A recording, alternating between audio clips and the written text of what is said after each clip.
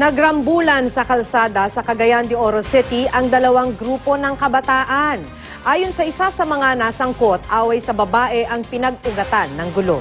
Makibalita tayo kay Kay Mercado ng GMA Northern Mindanao, exclusive. Kuha ito ng GMA News Team sa Gusa National Highway sa Cagayan de Oro City. Ang ilang kabataan, kanya-kanyang bitbit ng armas.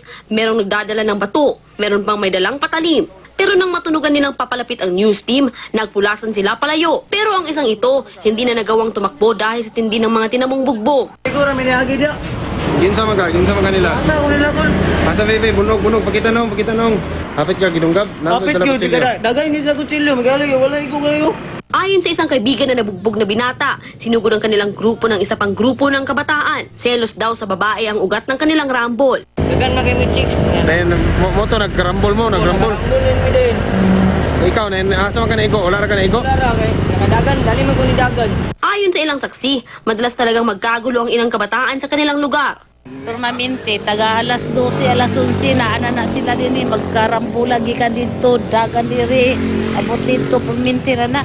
Ginagamot na ang nabugbog na binata. Iimbestigahan daw ng pulisya ang nangyari. Pero sa ngayon wala pa raw silang natatanggap na reklamo tungkol dito. Kami wala nga ang mga tanod. Kaya nag-expect pag na diyan ang mga tanod din na nakailan na sila. Wala i-repair na niya ang mabihimang.